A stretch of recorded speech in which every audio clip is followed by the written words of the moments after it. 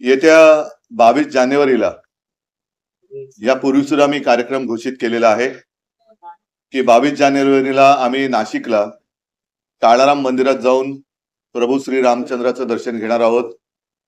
त्याच्यानंतर गोदावरीच्या काठावरती आरती सुद्धा करणार आहोत आणि 23 जानेवारीला शिवसेनेचं एक शिबिर काही प्रमुख पदाधिकाऱ्यांचं आणि संध्याकाळी अनंत कानरे मैदान जे आहे गोल्फ क्लब तिथे शिवसेनेची जाहीर सभा होणार आहे।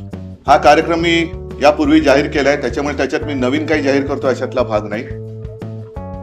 पण आम्हाला असं वाटतं की 22 तारखेला अयोध्येमध्ये जे राम मंदिराचं लोकार्पण होणार आहे आणि प्रभू श्री रामचंद्र, अर्थातच रामचंद्र म्हटले का ते कधी एकटे नसतात, त्यांच्याबरोबर आपण जय सियाराम म्हणतो आणि राम लक्ष्मण सीता आणि हनुमान, त्याच्यामुळे राम लक्ष्मण आणि सीता, प्रभू रामचंद्र, सीतामाई, लक्ष्मण आणि हनुमान सुद्धा तिथे असतील।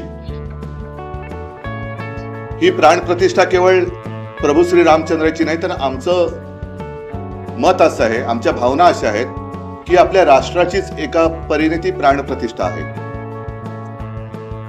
आणि आत्ताच्या पिढीला कदाचित लक्षात नसेल, पण ज्याप्रमाणे अयोध्येमध्ये राम मंदिराच्या वरती बाबरी मशीद बांधली गेली होती, तसंच सोमनाथचं मंदिर सुद्धा अनेकदा त्याचा विध्वंस केला होता। सरदार वल्लभभाई पटेल यांनी पुढाकार तेव्हा घेतला आणि त्याचं पुनर्निर्माण केलं। त्याच्याबद्दल गेल्या आठवड्यामध्ये संजय राऊत यांनी अग्रलेख लिहिलेलाच आहे। प्रत्यक्ष प्राणप्रतिष्ठेच्या दिवशी मला वाटतं वल्लभभाई नव्हते, त्यांचं निधन झालं होतं। महत्वाचा मुद्दा असा आहे की सोमनाथ मंदिर, त्याचं लोकार्पण आणि प्राण प्रतिष्ठा त्यावेळेला देशाच्या राष्ट्रपतींना आमंत्रित केलं गेलं होतं, डॉक्टर राजेंद्र प्रसाद, आणि त्यांच्या हस्ते प्राण प्रतिष्ठा झालेली। कारण मी जे आधी म्हटलं की ही केवळ प्रभू श्री रामचंद्र सीतामाई यांच्या मंदिराची प्राण प्रतिष्ठा म्हणजे त्यांची प्राण प्रतिष्ठा नाही, तर जो वर्षानुवर्ष लढा चालला होता, ज्याला अंतिमतः सर्वोच्च न्यायालयामध्ये न्याय मिळाला,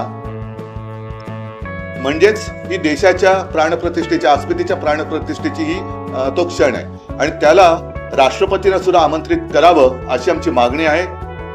ते करतील न करतील हा त्यांचा प्रश्न आहे।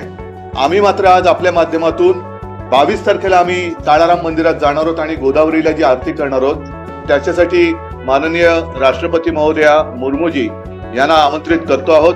हे आमंत्रण आपल्या माध्यमातून तर आम्ही देतोच आहोत, मात्र आमचे खासदार सुद्धा जाऊन अगदी रीतसर सन्मानपूर्वक महामहोदया राष्ट्रपतीजींना हे आमंत्रण देतील। आणि आमची अशी प्रामाणिक इच्छा आहे की हा एवढा मोठा प्रसंग आहे, तिथे या देशाला राष्ट्रपती देखील आहेत आणि त्यांची सुद्धा महत्वाची भूमिका जशी त्यावेळेला डॉक्टर राजेंद्र प्रसाद यांनी निभावली होती किंवा त्यांना बोलवण्यात आलं होतं, तसं राष्ट्रपतीने तिकडे बोलवावं। बोलवलं असेल तरी त्यांनी, तो त्यांचा विषय आहे, कारण शंकराचार्यांनी सुद्धा बोलवलेलं आहे आणि त्याच्यावरती शंकराचार्यांच्या प्रतिक्रिया सुद्धा सर्वजण ऐकत आहात। आम्ही मात्र याच्यात कोणतेही राजकारण न आणता आम्ही जो काही कार्यक्रम नाशिकला करतो आहोत, त्याच्यामध्ये राष्ट्रपती महोदयांना आज आपल्या माध्यमातून एक जाहीर आमंत्रण देतो आहोत। रीतसर आमंत्रण सुद्धा आमच्याकडनं त्यांना जाईल आणि त्यांनी तिथे यावं ही आमची प्रामाणिक इच्छा आहे।